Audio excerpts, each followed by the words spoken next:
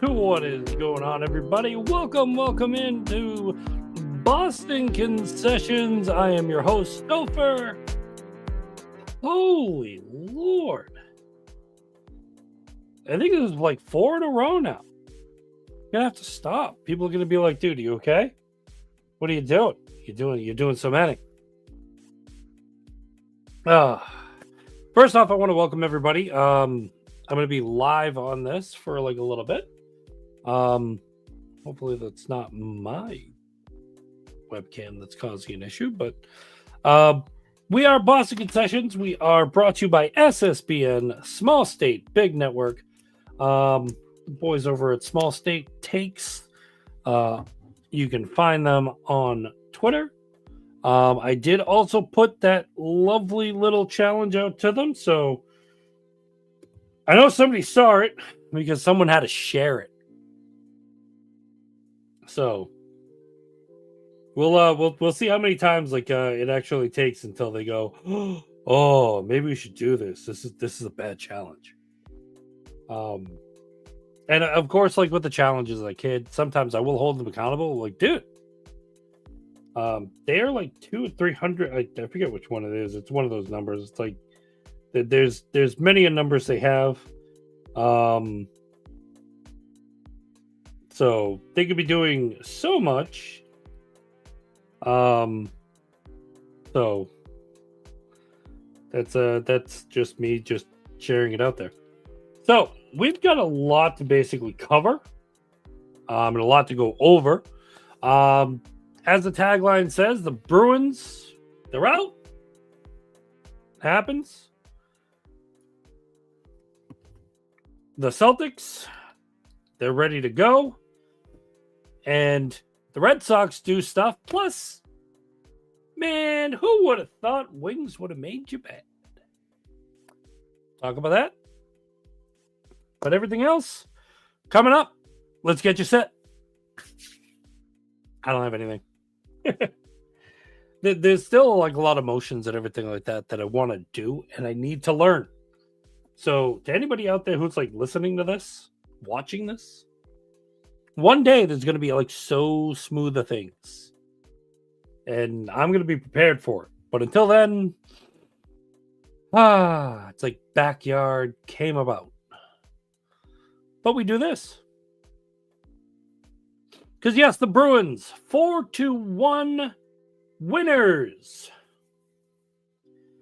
And what does that mean for their draft stock?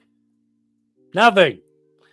A lot of comments and everything like that. I was looking off, oh man, you guys keep on winning. What the heck? Like it's tanking. It's bad. It's like, if anybody's been watching the games, one of the things I can say is since they made a couple additional roster moves, made some stuff where people have come up. They've had some of the young kids. They had Lizelle right there, which we'll get into in a minute. But these kids are kind of grinding.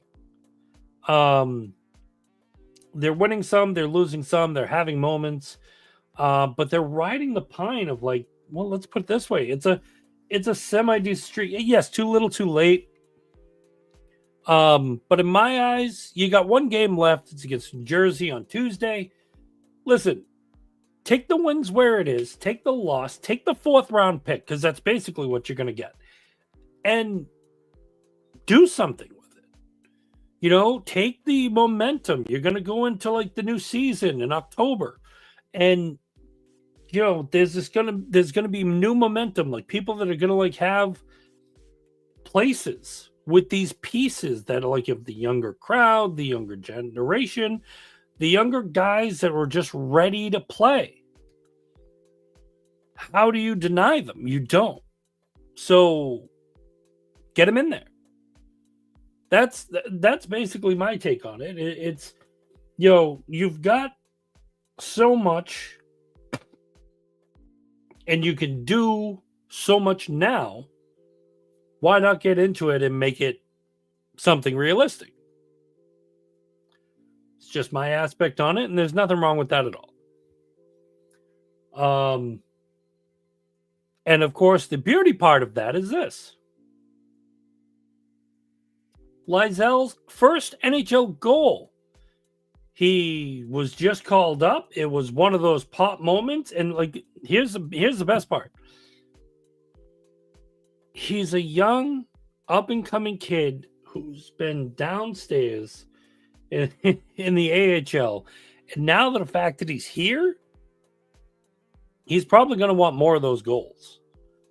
So if you're on YouTube and you're seeing this, like, he is, yeah, like you know who like he looks like, and like even looking at him right now, it like he looks like a young Joe Thornton, ready to go, ready to pounce. He wants to score his goals and take it to the house. I can't blame him. You know, I mean, if he wants to, like, you know, take heed of this team and be like one of the young studs that's gonna make their mark on the Bruins roster, I'm hoping to the fact it's a positive one. Because we need someone like that. Like, Marchand is now gone. Marchand is not here. Marchand is probably not coming back. People need to understand that. He may sign the veteran contract and he may sign something that, like, basically takes it over. But he's not going to be the one that comes back. Like, you know, Charlie Coyle is gone. As much as, like, he was a grinder, he had a moment. Last year was probably one of the most pop-worthy, like, you know, moments he had. And they swindled it by, like, you know, doing what they did with the playoffs. It was just kind of like disappointing again. Brandon Carlo, he's gone. You know, you've got a lot of guys that, like, went off the way of the trade, and I still wonder if it was something positive. We'll know in the offseason. We'll know when next year starts. There is so much to look forward to next year and what this team will be. And the first thing is always going to start off with the biggest aspect. You know, what goes to the wings of the coach? What goes to the wings of everything else? You've got this win. Take wind of it. You've got the whole season now coming to a close. Has it been a disappointing season? Yes. Are Bruins fans happy? No. No. I mean, there's some nitpicking things that you can be really excited for. Great. Cool. I'm happy for that. I'm happy you're seeing the silver linings. But what else is there to look at? There's not much. You know? I mean, Lizel's goal, everybody's excited for that. Why? It's the future of the team. That's your future. That's your aspect. That's what you're looking forward to. And you want to see them shine. You want to get them prepped, ready, give them a little nugget in order to, like, you know, get on that horse. Because when the next coach comes in, they got to work with that. The next GM, we'll talk about that. It's a possibility that they got to work with that too. So having him be what he is right now gives strength to where 2025, 2026 looks promising. Not going to state to the fact that it's going to be like, oh, it's going to be fantastic. But it's got its premise to be good. I mean, are you guys looking forward to, like, the next season? I mean, I know right now it's like, oh, this one hurts. It so hurts. You know?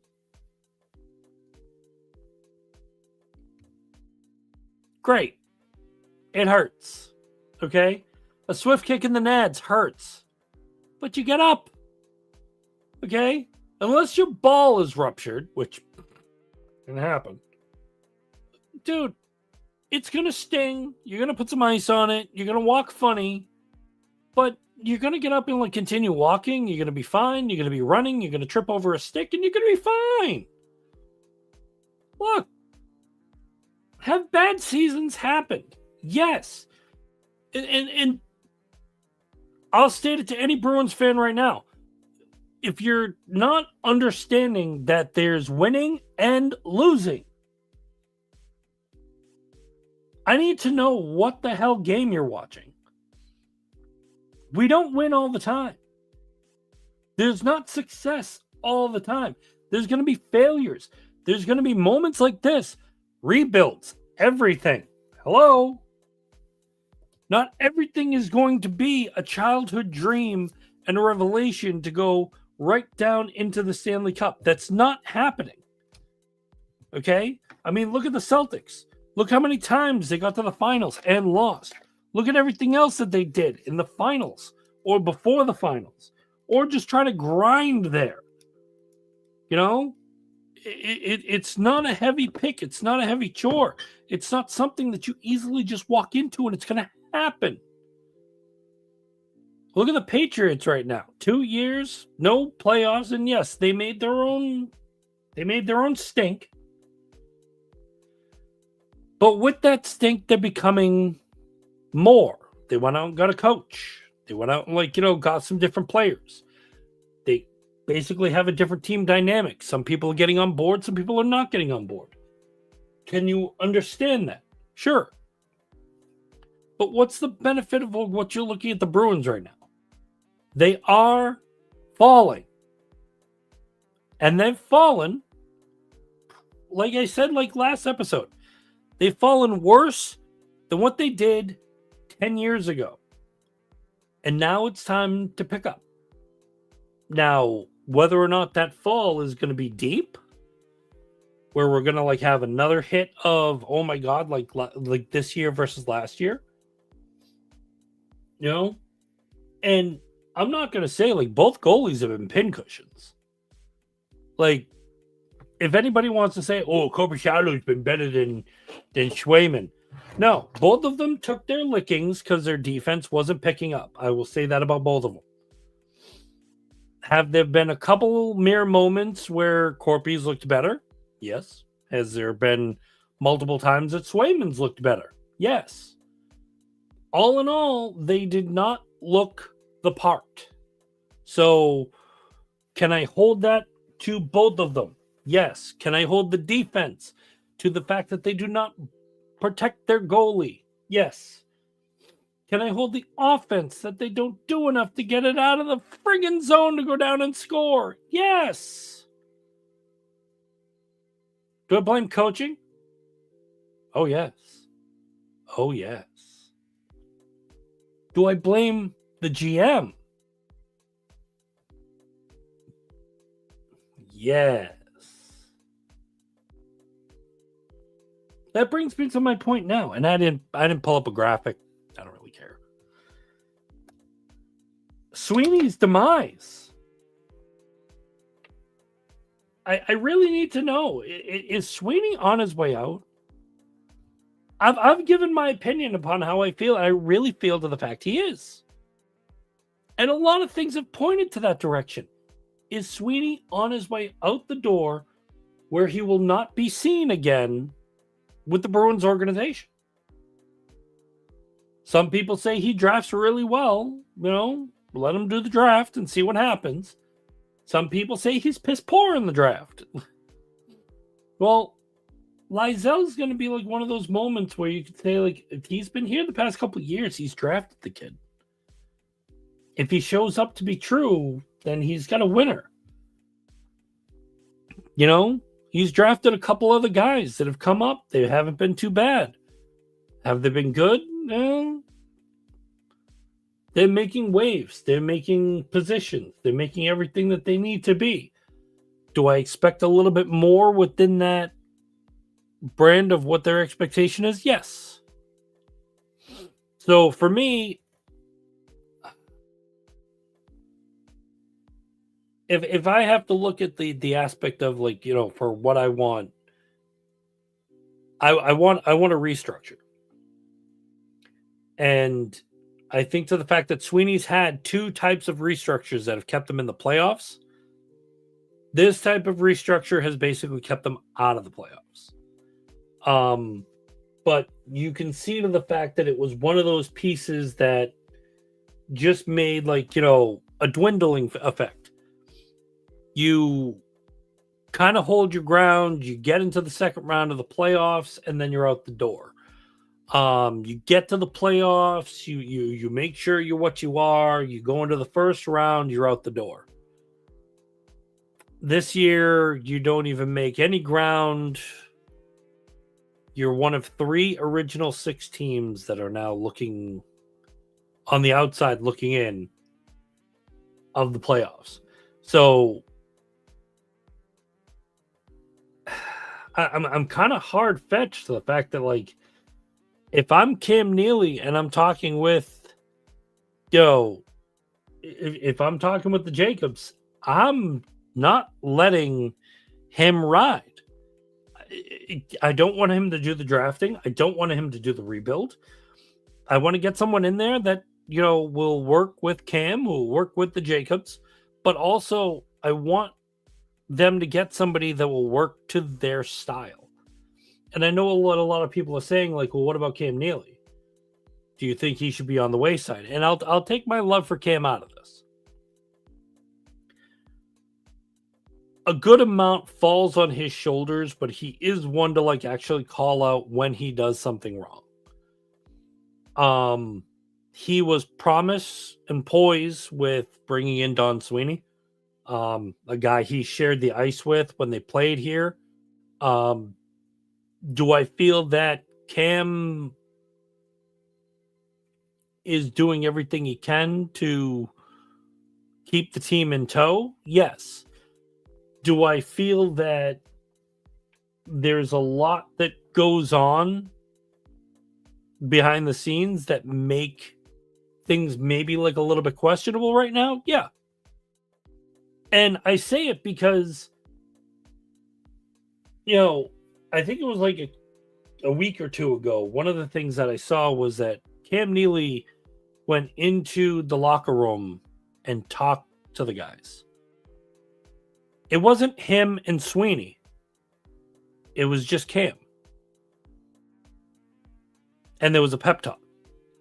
There was a talk of what the expectation is. There was a talk about, like, etiquette, things to do, how to do them. If your president is going in there, why is the GM not signaled to be with him? That would throw up a flag to me. And the flag is basically Neely wants to produce everybody that the team is on a roll to do what they need to do and how they need to do it. And not only like what they're looking to do and how they need to do it, but there is a presence that needs to be delivered. And I have a feeling that a lot of that had nothing to do with Sweeney.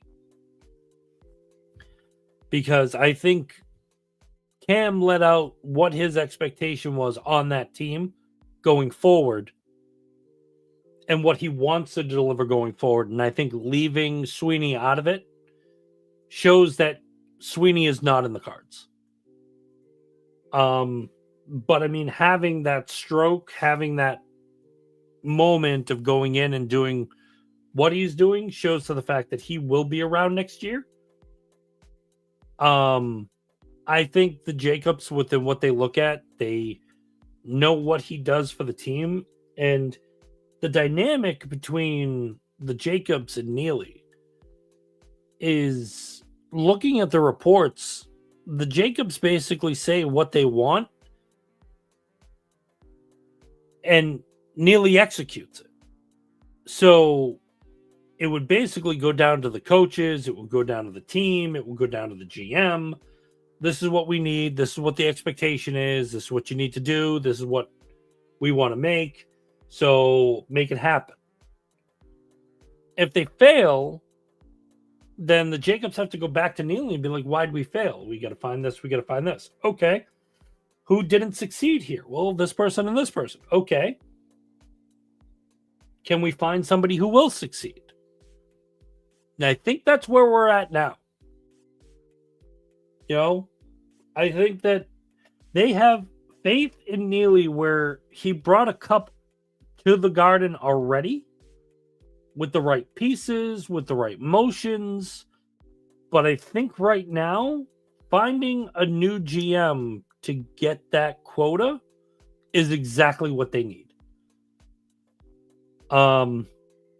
They need somebody that is on point with Neely, They need someone who's on point with the players, who basically the players have respect for, to somebody that can basically back them up, but also back the team up, heaven forbid if anything goes wrong.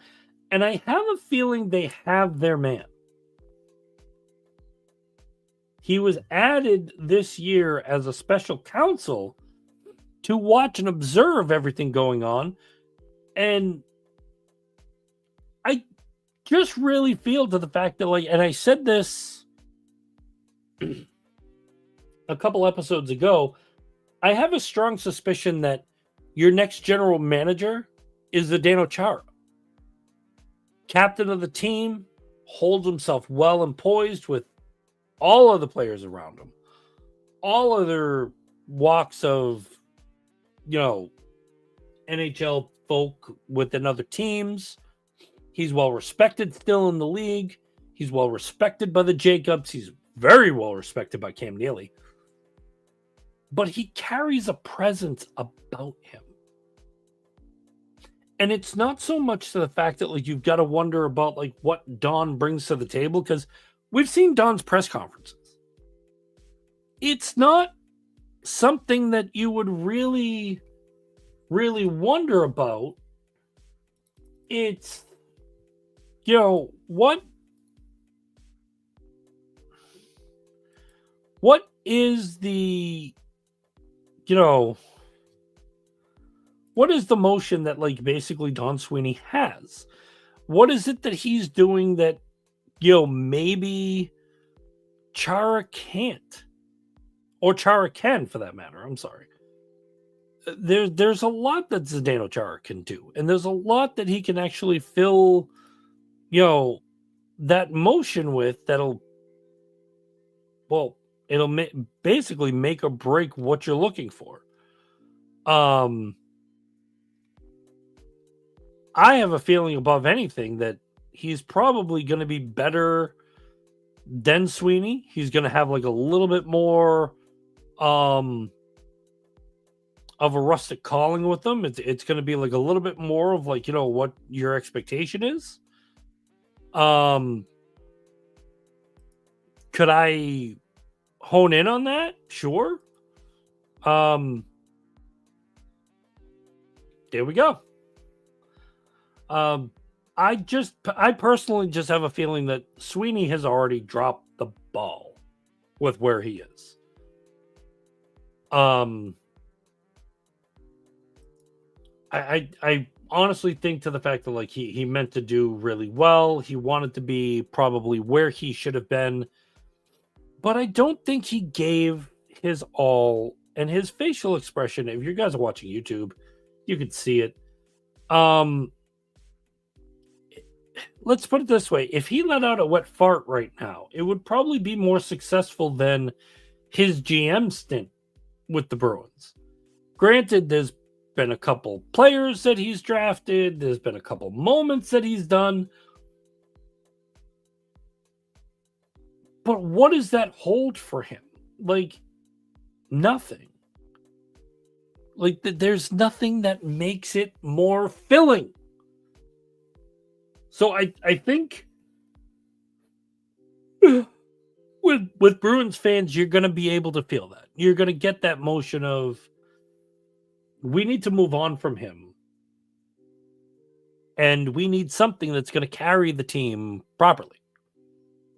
And I have a feeling Zdeno Chara is going to be that person. He's going to be able to speak calm and candidly to the media. He's going to be able to speak to the team on things that matters that need to be done. He's going to have that poised presence that's just going to radiate with everybody around him. And I think people with Sweeney was a little bit walking on eggshells. And I think that's basically where it's at. Where I really think Cam brings him in as the next GM. And I think he'll hold a candle a little bit better than what your expectation is than the best. But it's okay. I'm not saying Sweeney was all bad. I don't ever want to say that. But there were parameters that were a hell of a lot better with somebody else than where your expectation is. So with that, the Bruins won. Yay! And Facebook again has a lot to say. I've just basically liked doing this because I get a lot of feedback this way because it's reading everybody. Somebody saying congratulations, Lysell, hopefully carrying this play into next season. Played well. Corpy was spot on in goal. Offense worked well. Last road trip a win. Bruins go home for last home game.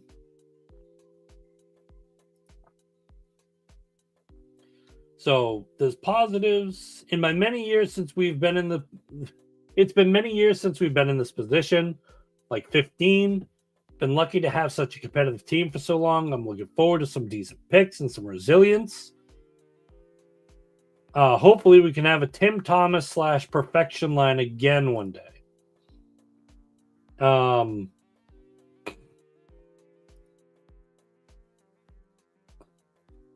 That comment just really scares me because Tim Thomas had one banner stellar year and 90% of it was his defense. The Bruins defense that year was plug hole. Good God. You were tighter than a 15-year-old virgin's anus, which is exactly what you want to be. Thank you.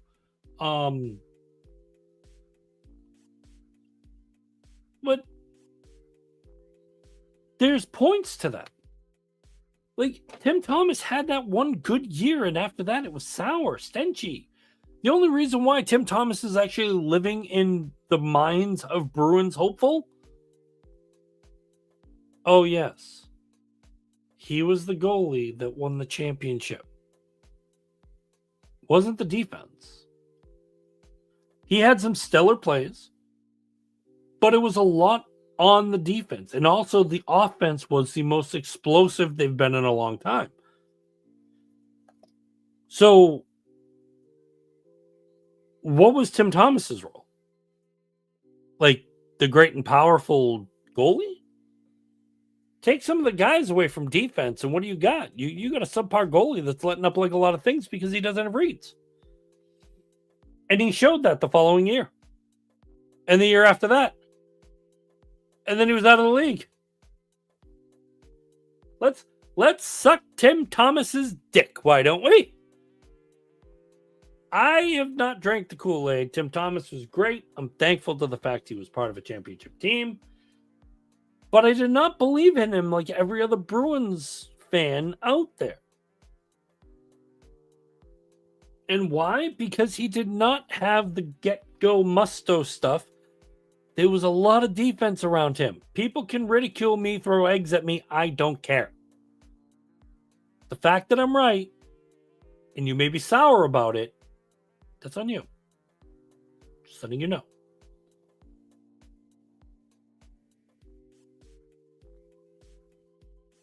Both teams losers this season.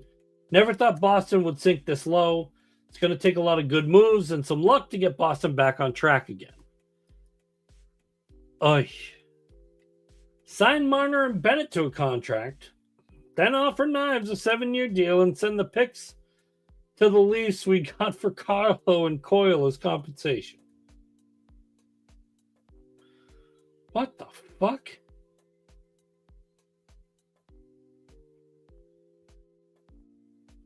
See, I like this. I'm betting they'll be right back in it next season. See, there's things that I'm seeing that these are the joys I get into this about. Because, yes, you're seeing a lot of the negatives. But then there's so much positive that hey, the season's over. We bombed. Let's go forward. Let's look at what we got. You know, nice to see the youngsters playing hard, still hoping for a top 5 draft slot, better drafting and scouting executives. Great. They can't even tank well. They're not meant to tank.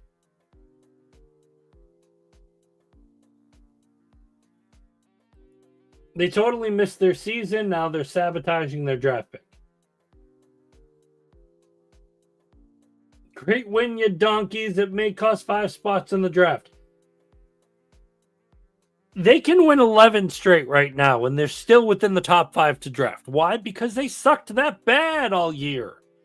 I love how people get like, oh, they won. So what? It doesn't kick you any lower. You're there. You're scratching the bottom. If you take a poop, it doesn't fall this far. It goes to the floor. You're against it. You lose. Good day, sir. Move on to next year.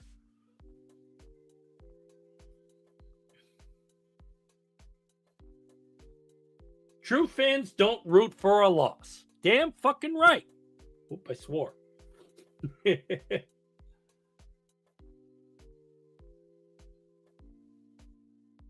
I mean, they played the Penguins. The Penguins had a disappointing season. They had a disappointing season. Everybody had a disappointing season. Break Oprah in here. What's the banner benefit of like what goes on? Is it going to change their draft stock? No. Is it going to change their method of what they do? It gives them momentum to next year. Take it. Root for a good team. Woo! You'll be okay. It won't hurt anyone. It's one of those dang moments. That's the only thing people want to do is like bitch, moan, and complain. Oh, the Bruins won. Big deal. Let them hold their own. So Pasta had a good season. Swayman needs work. The defense needs to toughen up. Lizelle looks great. Be happy.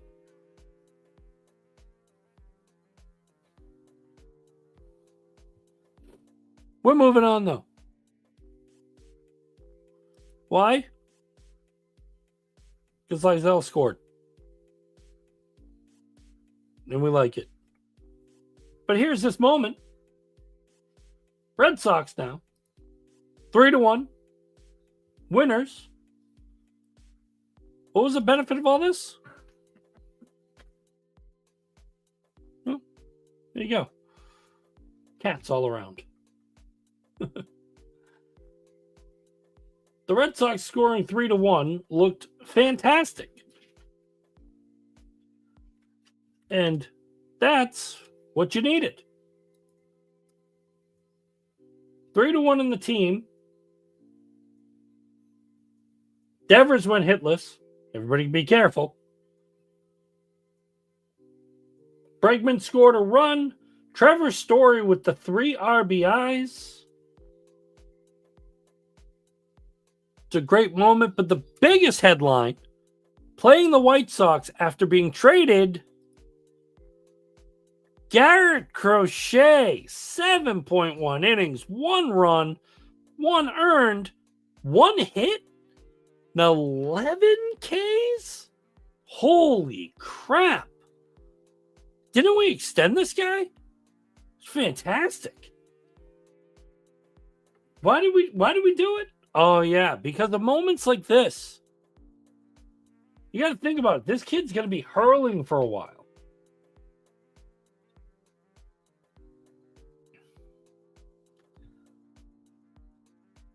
And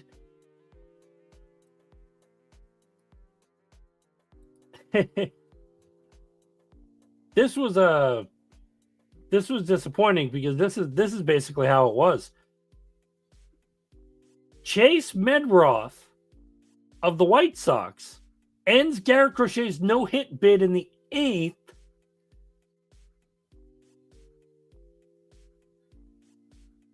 it was kind of disappointing.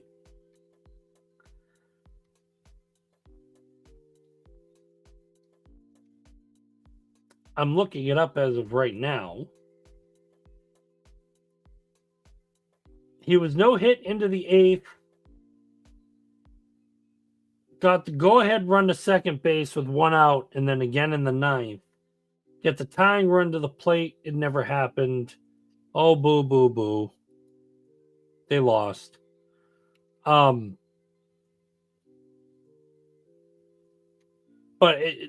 to the fact that, like, you know, he went to the 8th with the no-hitter. Woof. That's the moment you want to, like, look at. That's the strength of what it is. And like, yeah, the other day was like a pure loss. You know, what was it, like 11 wait, hold on, the box score is like right above me.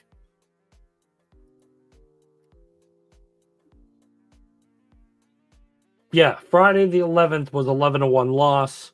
3-2 was the final yesterday. And then 3-1 for, like, for today. So, I mean, the worst part about it is the White Sox are still one of the horriblest teams in the league. You're sitting midway right now. You're 1.5 games back. It is still early. I'm gonna have the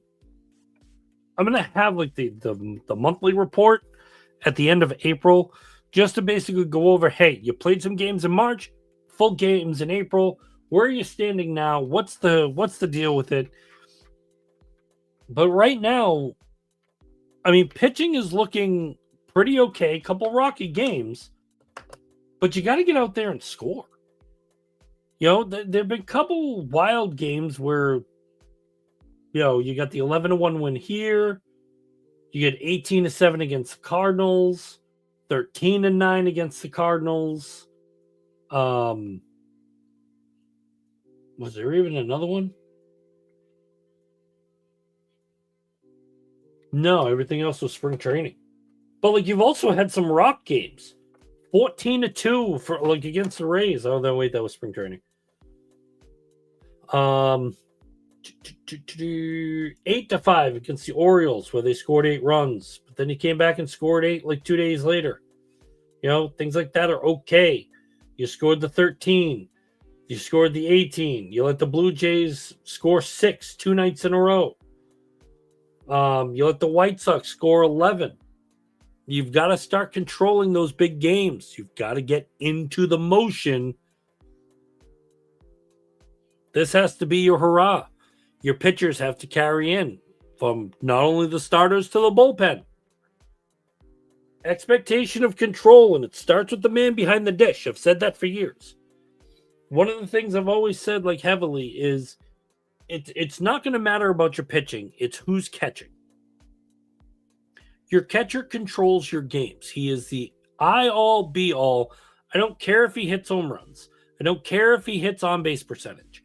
I don't care what he does. He is the 9th man in the batter's box that steps up to the plate, and if he can contribute, he contributes. If he can't, he can't. But he goes out that following inning in every inning since, and he controls the game, controls the tempo, controls everything you need. The Red Sox need someone to get back to that. That was Jason Varitek's control. That was his niche. And he's doing a great job training some of these guys, but some of them don't have the same hold and composure that he had. There's a method of, like, when you're catching, you've got to be able to have that pitcher calm down, get his confidence up, boost that throw, push through like a little soreness or anything of tiredness just to get out of an inning. You've got to be able to have that communication of a non-speaking term with your pitcher in every which way, shape, or form. And if you know he's toast, don't make him go out the following inning. Call him toast. You know, hold the line for like some of these guys. These are what they're expected. You can't go out there and be gung ho Johnny every single night. You're gonna have bad games. You're gonna have moments in those games. You're gonna have moments where like, oops, this happened. Oops, this happened. Oops, this happened. Is it something bad? No, it just happened. You know, sometimes you are a great player, but are you going to be that great player every night? No. And you're seeing that in Rafael Devers to where like he's still having moments of struggling at the plate. Yes. And to everybody, he's that great player. He's that monumental player. He's the player that you want to believe in that's going to carry so much to like what he needs to be. Do I see that? No. I see a guy who's basically a questionable in the field who now is playing DH, who cannot give guys a rest at DH because he's going to be questionable in any which way, shape, or form in the field. Is it destructive? Yes. Does it hurt the team? In a way, yes. Let's put it this way. If Alex Bregman is having an absolute time at the plate, he's hitting doubles, he's hitting home runs, he's hitting singles, he's getting guys in, his RBI percentage is up, his batting average is up, everything like that is up. He's one of the hot players of the month. I need to take a break. I don't want to field right now. But I don't want to stop hitting because it helps the team. But I don't. You put Rafael Devers at third? You're already having defensive woes where you're trying to adjust for like a couple guys here and there because they're getting their feet wet for the beginning of the season. Rafael Devers is one of the worst third basemen out there all year last year. You're going to be taking steps back. Okay, that's my point. That's where you hurt the team. You're basically sacrificing a bat that is red hot for bad defense.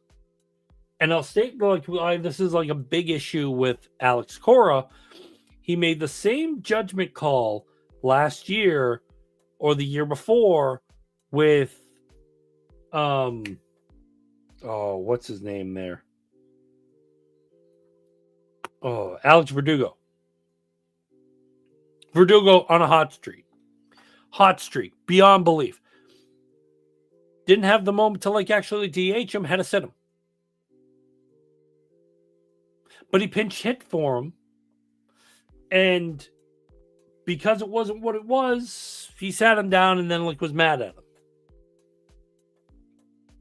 You can't get to a guy that's pretty pissed because here he is wanting to root for his team and go for his team, and he's on a hot streak, and you pinch hit for him on a day he's supposed to rest. You could have had him at bat where you could have kept him nice and fresh, and he would have been on his game. After that game, by the way, he started dropping. He wasn't red hot anymore. He got that bad at bat. That's not a sign of a good coach. That's making a bad decision over and over again.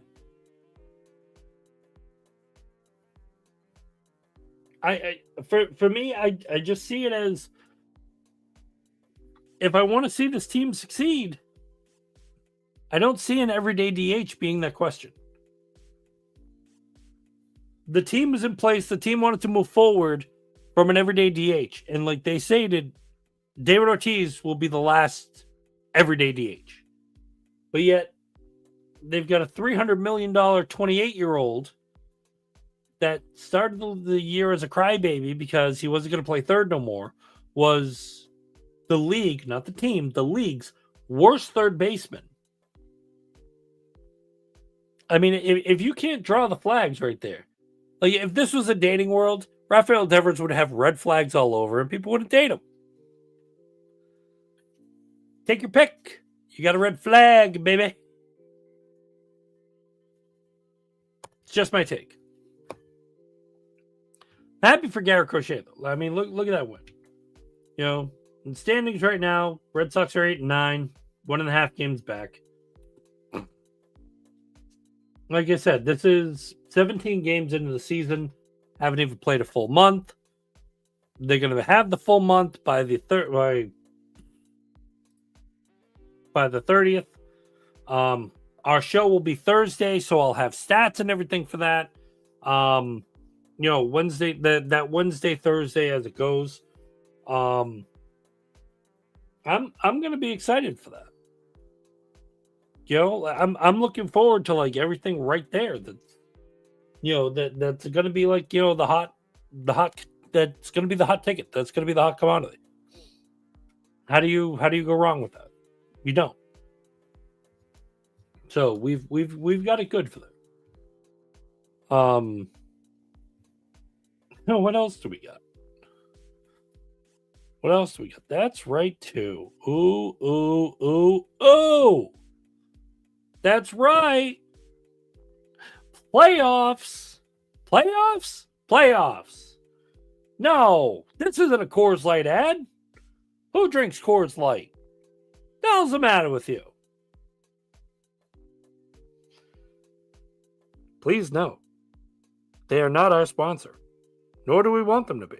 But other beer ads, please feel free.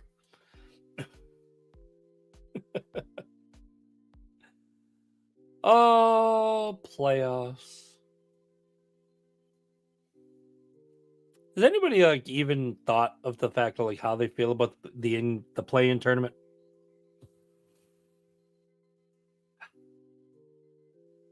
Sweaty garbage.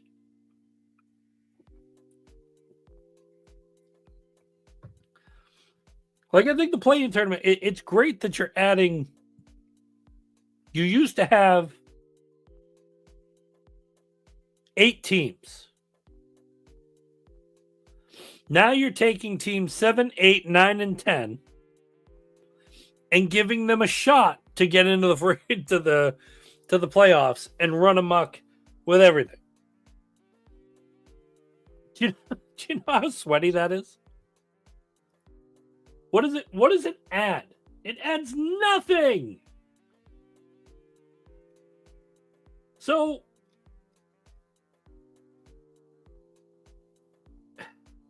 and the absolute part is with the brackets. You remember how when I talked about the West, there's a lot of teams in the West that it's going to be so close. You're going to need to figure out what's going on. Yeah. So that happened. And I wish I had the repeat of how that went. Because let me see if I can pull it up. NBA standings for this year. Okay, standings. So looking at the Western Conference.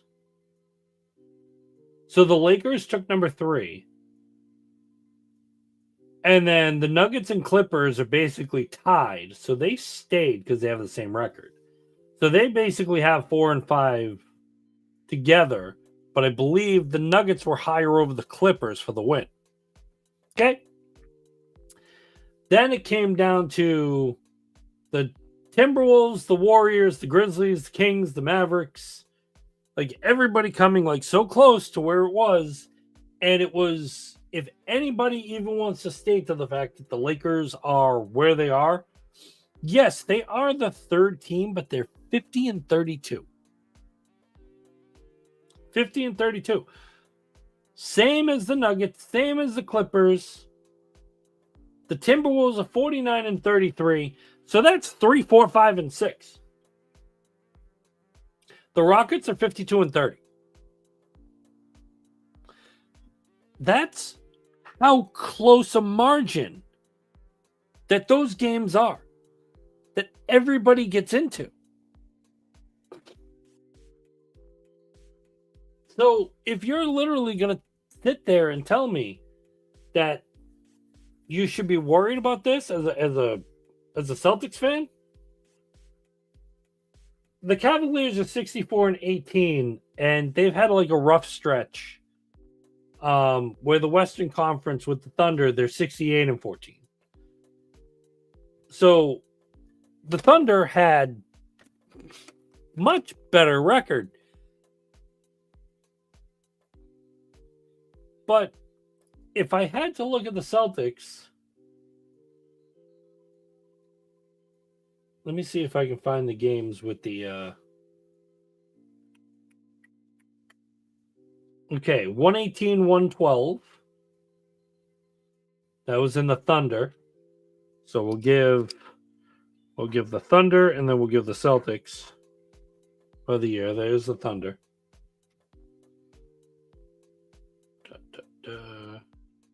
Mavericks, Knicks, Cavs, 76ers, Pelicans, Bulls, Rockets, Mavericks, Lakers, Warriors, Hawks, Celtics, Nuggets, Thunder. Ooh, doesn't look good. Did they play him again? We're in December right now.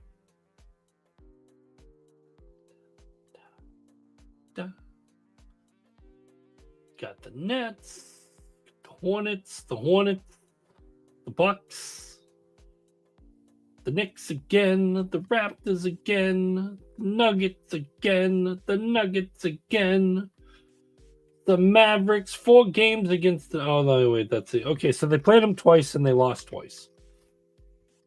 I don't think that's right.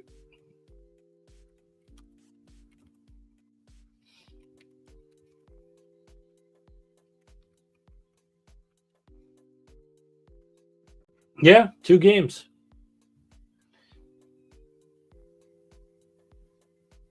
It was January 5th. It was 105-92, and then it was March 12th, 118-112. So if nobody beats the Thunder, which I don't even see, I honestly can't even see the Lakers beating the Thunder right now because they look that good. But the one thing I will say is, like, when you get into the playoff tournaments and like you get into the playoffs itself, everybody becomes a different man. You know, it's like a switch, kicks off, everything goes. I mean, if you look at like the bracket right now, the number 1 seed Cleveland waits for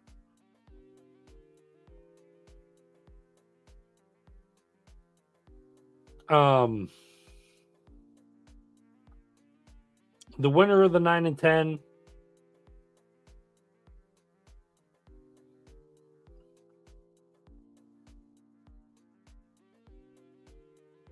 Is that right? So wait, how does that work?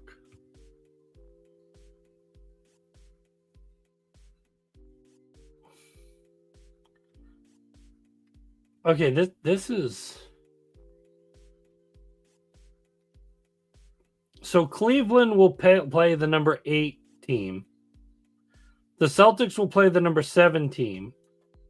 The number 3 Knicks will play the Pistons. The 4, which are the Pacers, will play the Bucks. So there's a 7, 8, 9, and 10, which the 7th team is already Orlando. The 8th team is the Hawks. And then the 9th team is the Bulls. And the 10th team is Miami. So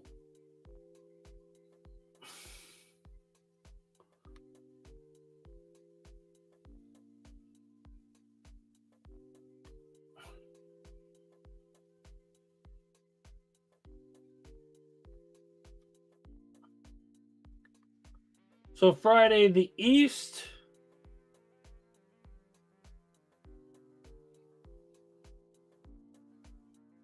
That is kind of dumb.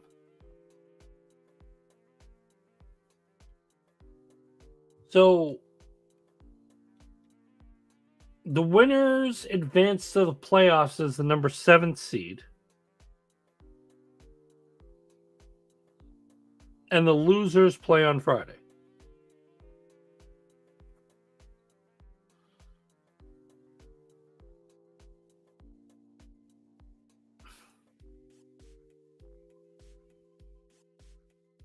So then the winners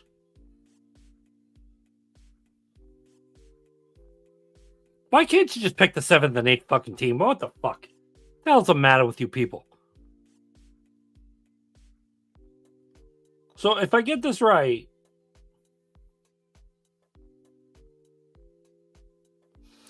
so the 9 and the 10 stay at the top because that's the winner.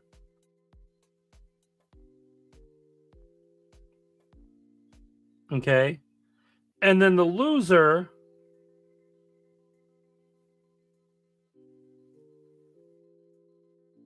goes into that 7-8 spot. So the winner of that bracket becomes the 7th. And then the winner of the 9-10 plays the loser of the 7-8. And they become the 8th seed. So if I've got this properly, if Chicago wins, they're the winner of the 9-10, so they fill that spot. If the Magic lose, they would then play the Bulls for that 8th spot. If the Hawks win, they become the 7th seed and they play. Okay. So that now makes sense. It's kind of dumb because you have a 7th and 8th team and now you're giving like the 9 and 10th team like a shot. Like they had chances to play year-round great ball. What the heck? So right now, Cleveland is waiting for that 8th seed, which will be out of the winner of the Bulls and the Heat, and then the loser of Orlando and Atlanta. And the Celtics, being the number 2 seed, will play the winner of Orlando, Atlanta. Pistons playing the Knicks. Bucks playing Indianapolis. And then on the opposite end, so the Kings and Dallas will go head-to-head. They'll be the winners of... So whoever the winner of the 9-10 will play the loser of Golden State and Memphis. The winner of Golden State and Memphis will go off to play the Rockets. The loser of that game will play whoever's the winner of Sacramento, Dallas. And then they will go on to play Oklahoma, which is the 1 seed.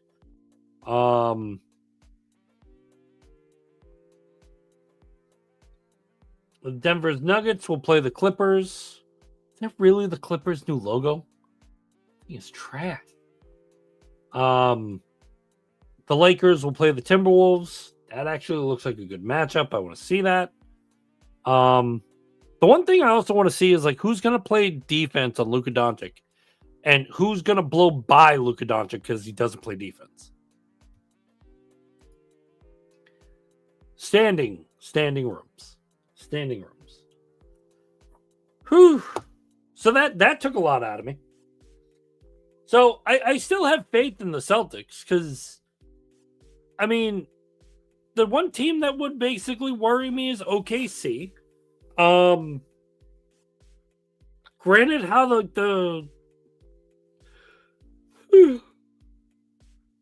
granted how the West looks, I have a lot of faith in like how the East is playing.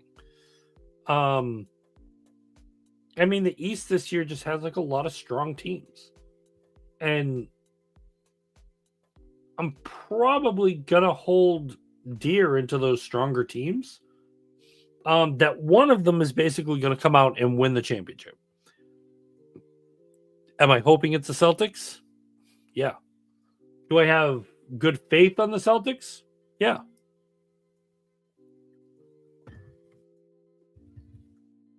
Have they been making their presence known for who they are on that? Yes. So cover that, go into it, make it everything as it is. Because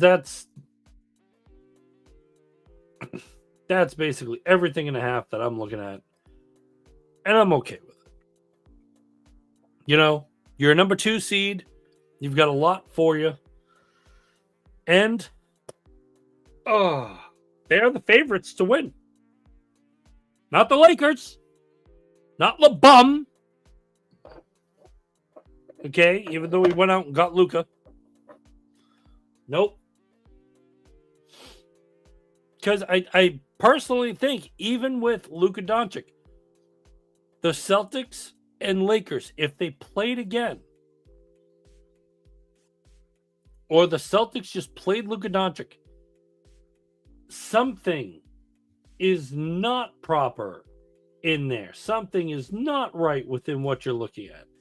And no, I don't have any faith in like either one of them getting anything good for what they're doing. You know, someone's going to fail, something's going to happen, and that's basically where you're going to like stem from everything else going on.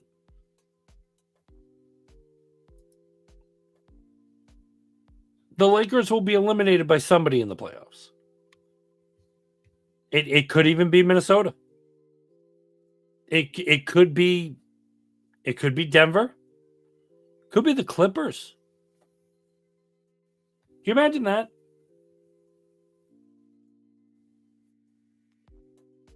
Because I believe the 6 and the 3 play whoever's from the 2 and the 7. And then the 1 and the 8 play the 4 and the 5. And then whoever ends up from there plays that. And then it's East versus West. That's all right. We'll figure it. Everybody's warmed up. Everybody's ready to go. It's a lot to take in. Speaking of being warmed up and ready to go, sometimes you just have to be a little bit more warmed up. Try 180 degrees warmed up. Because Cody Bellinger will not play for the Yankees on Tuesday, which was this past week, due to food poisoning. So the story basically goes, Cody Bellinger ordered room service, got a plate of wings. Room service wings. I want to know what kind of wings he got. Because that makes a big deal. Got to know the plate of wings, man. So, nobody else on the team was sick. Nobody states where the wings came from. But he's getting razzed for it. And he's even made a joke to the fact he will not eat chicken wings for 5 years. Stop. You know you're going to eat chicken wings, you bastard. I would too. It would be like, okay. Yeah. So ESPN from Fear Level Media, this is basically what was said April 9th. Cody Bellinger has sworn off chicken wings for 5 years following his recent bout with food poisoning. Bellinger announced his decision Wednesday, 2 days after he consumed some room service chicken wings at the Yankees team hotel in Detroit while he watched the NCAA tournament. And Bellinger said they were traditional bone-in wings, no sauces, spices, or rubs. That's not traditional. That's crap. They were good coming in, but I woke up at 4 a.m. sweating and just started throwing up for a few hours. It was a tough morning. So much so that Bellinger sat out of the game Tuesday against the Tigers with food poisoning. I could say I will not eat wings for 5 years. I swear, because the thought of it right now makes me sick. Dude, you're 29 years old. You got a bout of food poisoning. Listen, just eat your stuff, go upon your business, and be fine. Who swears off of food because you got sick? Do I swear off like women because the way sometimes they talk or like the way they judge people half the time? Sick? No. People in the world make me sick for how they choose to degrade people, demean people, talk down to people, treat them like trash. Do I sit there and go, oh, people can't do it? No. I get on my horse, talk to women. I'm okay with it. Hey, guess what else I do? I meet people. Hey, how are you? Don't throw them under the bus. Come on. Biggest joke in the world. You're going to eat another wing, Cody. You're 29 years old. You'll be fine. What's the worst that happens? You throw up again? Try some rub. It might help. Try some sauce. May cook them more. Try deep frying them. You take them out. You brush a little bit more. You throw them back in. Cook them. Or maybe just don't eat from that place. Because I'll give whoever did that article, they didn't say where the Yankees hotel was. So it's either they stay there a lot or the hotel paid the Yankees to keep their name out of it. Beauty part is I can see that happening. Listen, don't slander us. It's not slandering. You sickened our player. It's horrible. He's throwing up all night. What is going on here? And I just realized that because of whatever is going on with either my internet or anything else, when I look at the feed, it looks like I'm talking like a Japanese dubbed movie.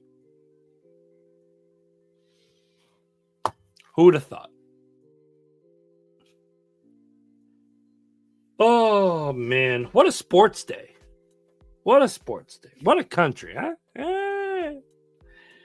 Oh, my God. What do we got? Celtics playing again? Nope, they're done. They're done. Balking them. Get them wings. Cody Bellinger doesn't want them. Bring them over here. Take mine with a sauce. I'm okay with it. You gonna get me sick? Puke? Eat them again. All right. So, the Celtics will play the winners of the 7th, 8th seed that become the official 7th seed. And there will be to be determined. Their game will be Sunday the 20th. As we will be here, and I don't know what time that's going to start, so the start time will be determined. But that Sunday will be I believe it's WrestleMania weekend. Yep, because this weekend coming up is WrestleMania weekend. We've got some folks that are going to be there. We've got other people that are going to be covering and doing a lot of things. We've got some guests that will be here that Sunday. WrestleMania. Gotta love it. There's a lot of things that get you excited for WrestleMania. I understand a lot of people are, oh, wrestling, it's fake. It's true. It's not fake though. It's scripted. Huge difference. But everything they do in the ring is real. The slaps, kind of pulled. But real. But anybody who I've ever known to sit there and like the one thing they'll say is, oh man, I can't stand WWE. I can't stand wrestling. Ooh, WrestleMania's on? So wait, you're judging wrestling, but you'll watch WrestleMania. Stroking the beard. Letting the Spotify people know what I'm doing. Yes, there are people that will sit out the entire time of watching wrestling just to hear the, oh, WrestleMania's on? Ooh, is Hogan in there? Nope, but he's on our Mount Rushmore of assholes just because of who he is. Is The Rock still around? Yes. He's the final boss. He gets his hands in everything. John Cena used to be so annoying. Can't see him. How do you know if he's annoying? I remember when yes, we understand. You haven't watched wrestling in 15 years. Will you just watch WrestleMania and shut up? Here's the popcorn. Go away. But there'll be some lovely folks. It's in Vegas. Who doesn't love Vegas? The lights, the city, the sounds, the smells, the everything that goes on, the ambiance of Las Vegas. I mean, hell, you could sit there, you could pay $5, you get a show. You know, you gamble a little bit. Hey, you like lost $40. Here's a free meal. We took your money. Take some food. I mean, there's always bonuses of what you do out in Vegas. I haven't been out there in a while, but a lot of people that have gone out there, they've enjoyed themselves. They've had like a grand old time. Vegas is Vegas. You're going to do it? Do it right. Do it wonderful. Oh. I'm still waiting for the card, though, because I know, like, let me see if I can look that up. Because I know WrestleMania 41.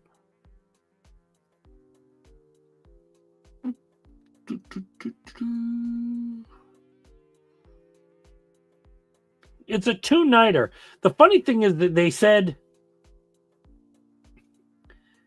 the night is like 4 hours. It's like 2 hours pre-show, 2 hours post-show, and 4 hours for like the whole thing on Saturday the 19th. And then it repeats, or it's 3 hours post-show. It's 8 or 9 hours per night. And like I think it's 9 hours total, but like it's 18 hours between both days. That's sick.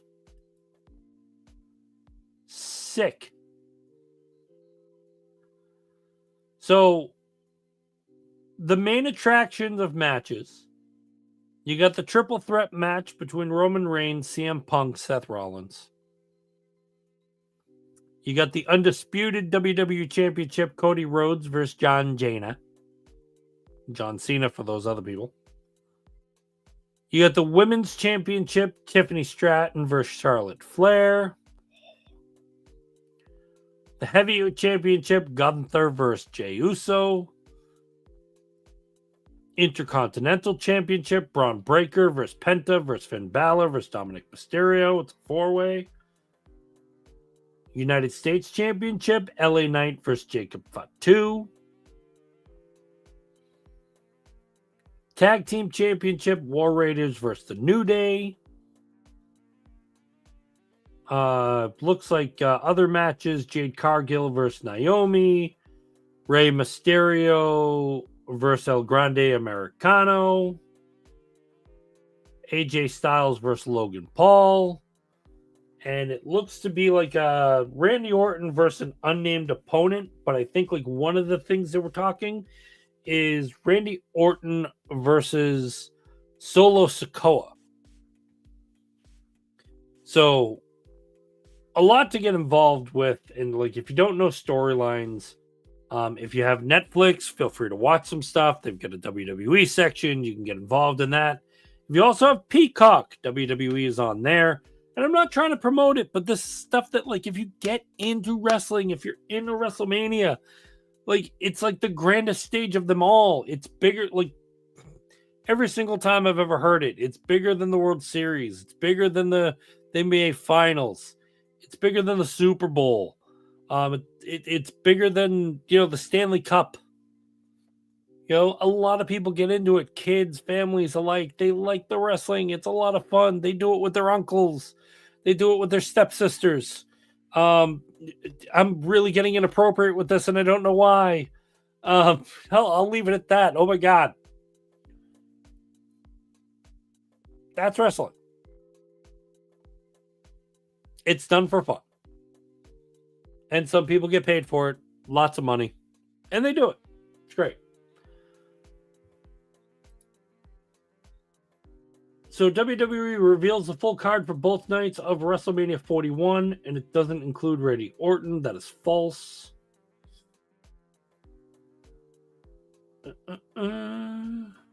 So it looks like night one is Reigns, Punk, Rollins, Stratton versus Flair, Gunther versus Jay.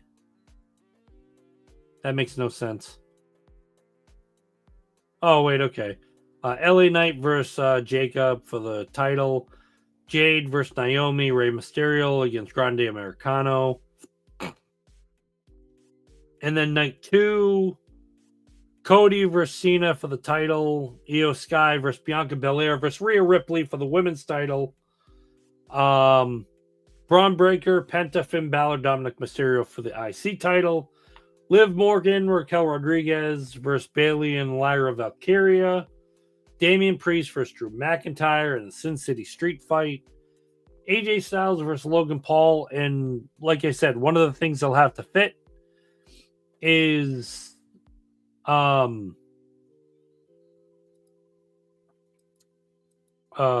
do you call it there? You'll have to fit Randy Orton versus what it's looking to be Solo Sikoa. So I'm kind of a little jealous because this looks to be like a really good WrestleMania. A lot of people are actually looking into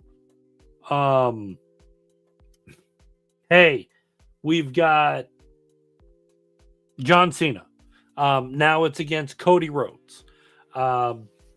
You've got Gunther, who a lot of people like. They like seeing him bad. They like seeing him good. He's the ring general. And then you're against Jey Uso, the Oos man, the man who yeets. It's looking to a good show, and I'm completely on board with it. I'm all about it. It's stuff I want to see, and I'll be completely fine. And yes, you will find me watching WrestleMania this weekend. So, Wednesday show, we'll catch up. We'll see how everything is. Basically, give you the Red Sox update, everything going on with the Bruins, if there was any news whatsoever.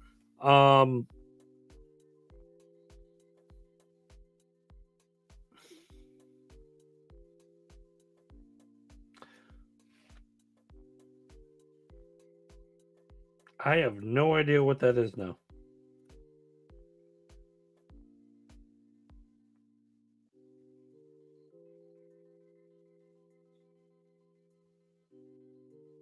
Oh. Okay. Sorry, I had scribble and everything like that. So I can look up something really quick that I like. I want to see.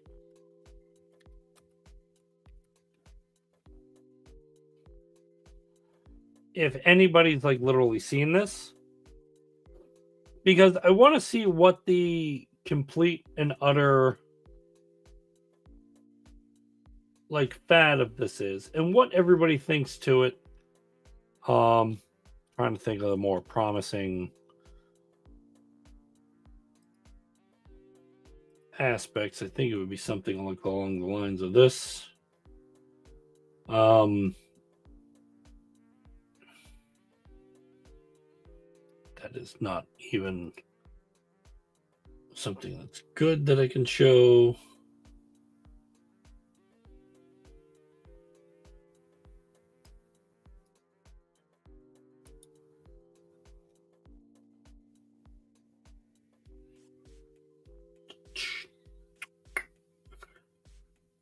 There we go.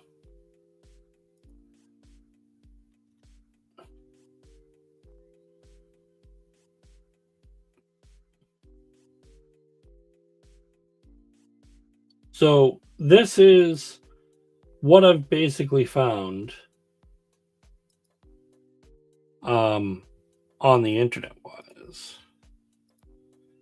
And just go on the stage there, and I'll cut out the Cody Bellinger, but we'll give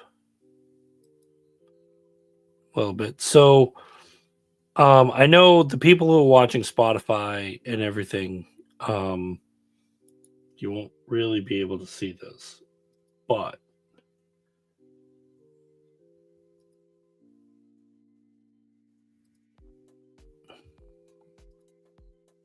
where did it go? Okay, there. Sweet, invalid friggin' time.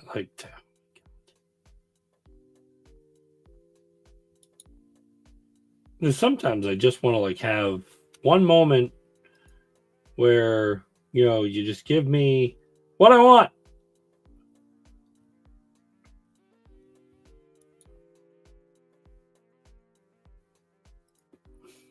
Let's see if this works.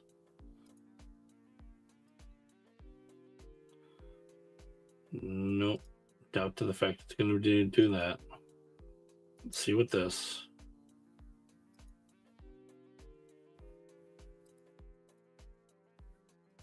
I don't know if this will actually save, but we'll see.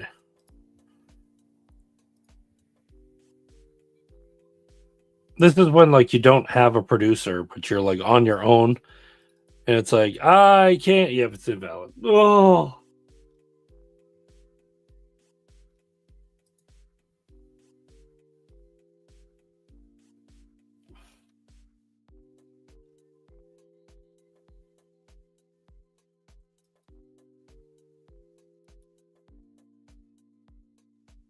Save images. There we go. Here we go. Here we are. This is the guy. This is the one.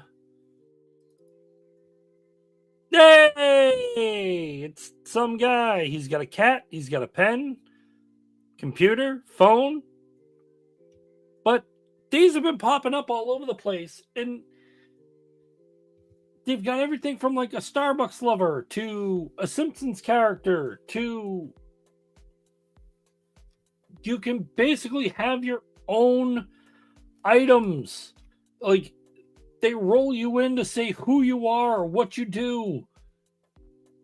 There's a key, like, oh my god, this is like one of the better ones. Oh, can I show this one? It's a PNG. It might work.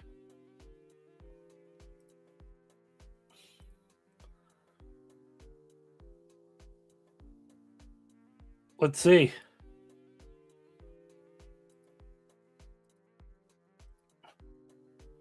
Can I pop it?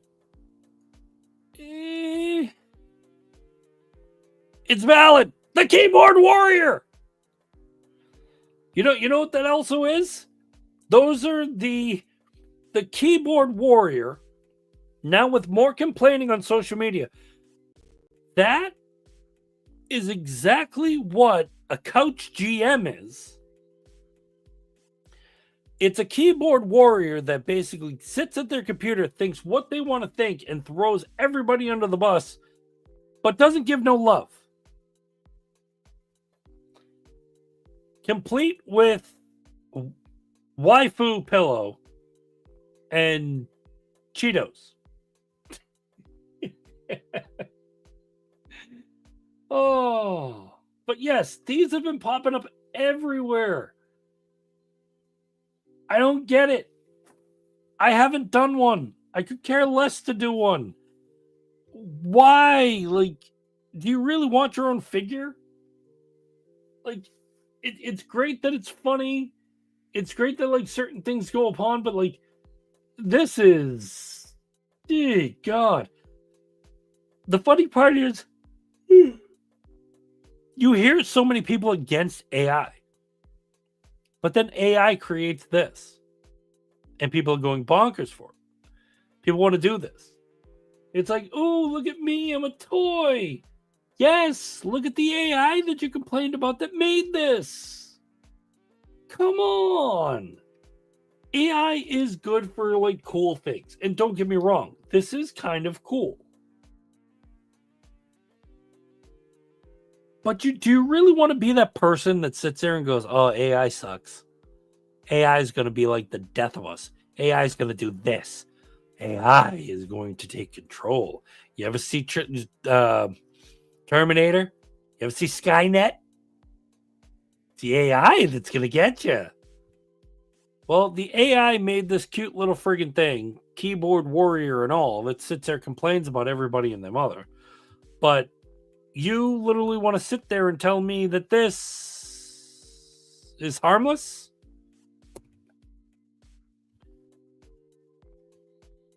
I understand, like, you know, the aspects of the AI figure are great.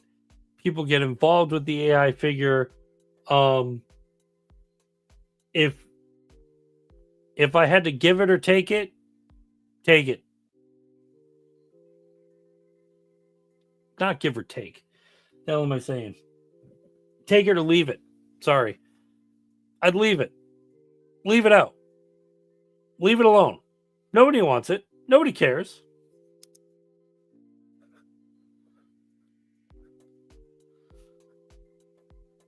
I just don't see it as, you know, a proper toy that, or even a proper program when people sit there, oh, AI is going to take us over. So let me get this straight. It's either going to take you over or you're going to want to play with it first and see what it does to you. Think on that for a minute there, because that's a humble beginning of what you're doing, because that is a whole option of stuff. So just giving you like a firm heads up. Yeah. So I thought the keyboard warrior was kind of funny. The aspects of everything as well was just basically like everything in its mother that you would want to see. Some really cool stuff. Just for me,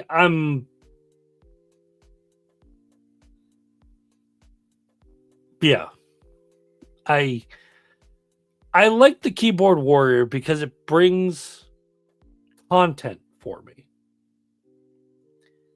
Do you realize every single time a keyboard warrior opens his mouth, I fear no keyboard warrior because they will talk and talk and talk.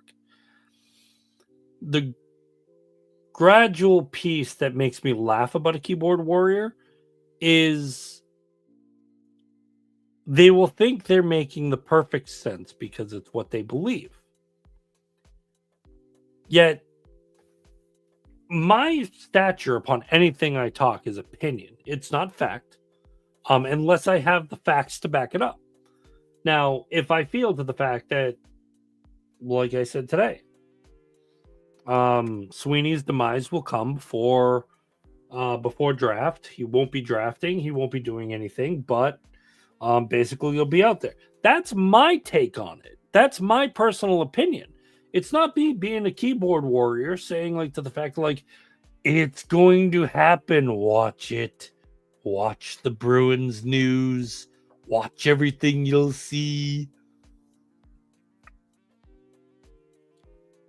No, it's just me. It's just how I feel. And if I feel to the fact that also Zdeno Chara will be the perfect person, I'm hoping he becomes the next GM. I'm not sitting there like slamming it down in people's throats. They need to make Zdeno Chara the new GM. They're gonna do it. They're gonna do it. They're gonna do it, or I'm never a fan anymore.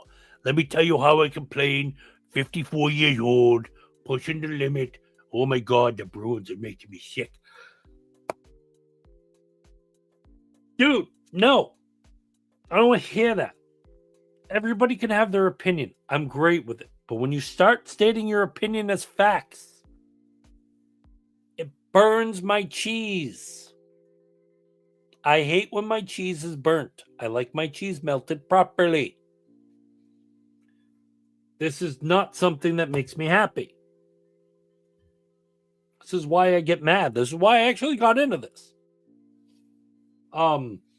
It's a lot of times when I get really rambunctious with like listening to someone talk. It's, yeah, they need to do this. They need to do this. Why? Because it's good for the thing. Dude, prove to the fact that why that's valid. Because they said so. They should just hire you as GM. Sit right at your couch, beer in hand, give you a pen and paper, go nuts. You know, that would be a good job. No, it wouldn't. You're an idiot.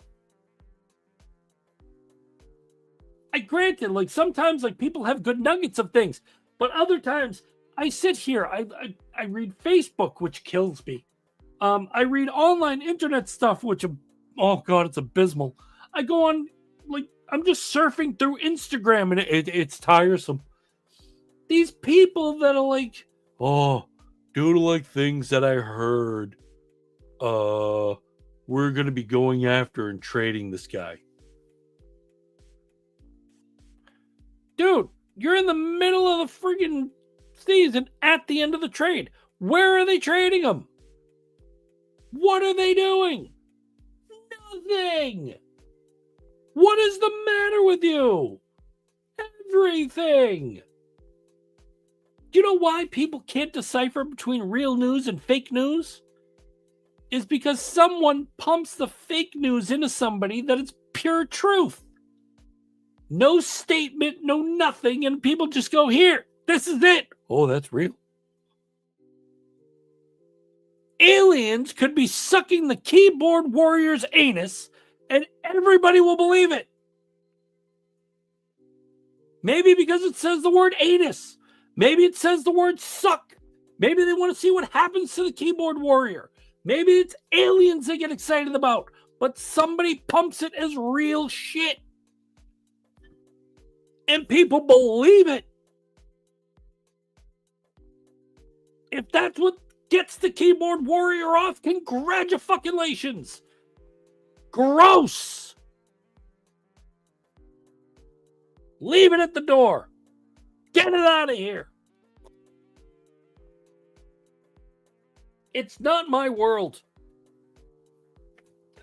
I don't care for that shit. I don't. But this is the world we live in now. That's the point. Without getting political, without getting everything else, people will believe anything you see on the internet. Granted, when I'm also looking something up of stats and everything, I'll look at 3 pages of stats to make sure 1, 2, 3. Garrett Crochet. When I showed you his storyline, that was confirmed by MLB.com. That was confirmed by Boston Red Sox Facebook. That was confirmed by BostonRedSox.com. And that was confirmed by Yahoo and ESPN. Those are 4 media outlets that I basically got my information off. Is it somebody giving me speculation? No. Is it someone giving me fact? Yes. So if anybody wants to constitute what type of person I am when I do this podcast, I want the truth. And then if it's an opinion, I'm going to tell you, here's my thought. It's a thought. Everybody has them. Everybody's warranted to them. I leave it as it is. Just a thought. Does it have to be real? No. I could sit here telling you, here's my thought. I think the moon is made of cheese. There's sometimes I want to take a cracker and dip the cheese that's on the moon to sample it. Me sitting here with a straight face or saying as it is does not make it any more realistic to the fact that the moon is not made of cheese. It's a nice thought. It's my thought. Doesn't mean to the fact I'm going to sit there like Kyrie Irving saying the earth is flat. There's proven aspects that show it has a circumference. It has a surrounding. It has a roundness to it.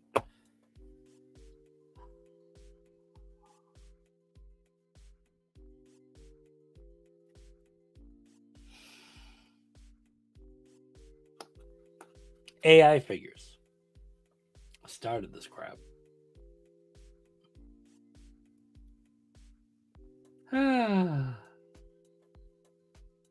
I was also hoping to the fact that, like, you know, I had a way of like actually ending this a little early, but I didn't, and it's okay.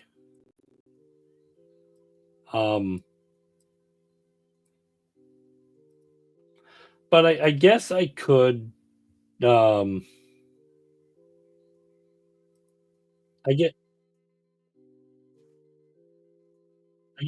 I could do something like a little curiosity. I'll leave you guys with this tonight.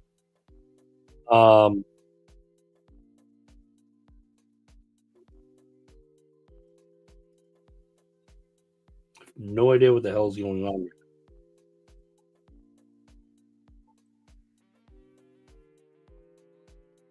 Hold on. Why is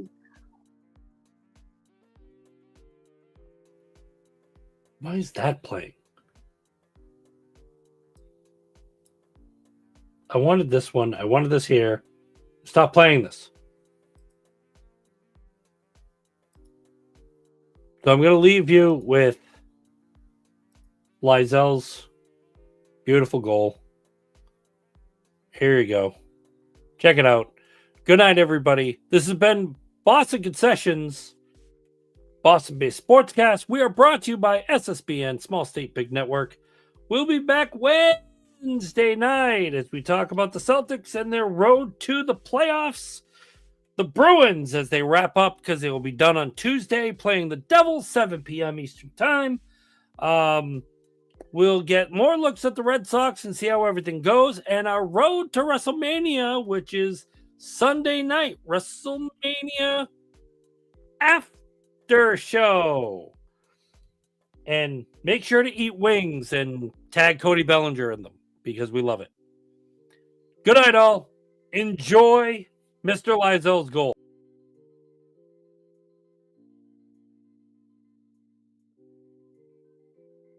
They're so good at that. So hard with point blank chance, they score!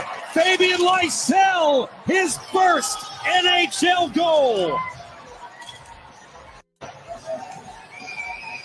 They're so good at that.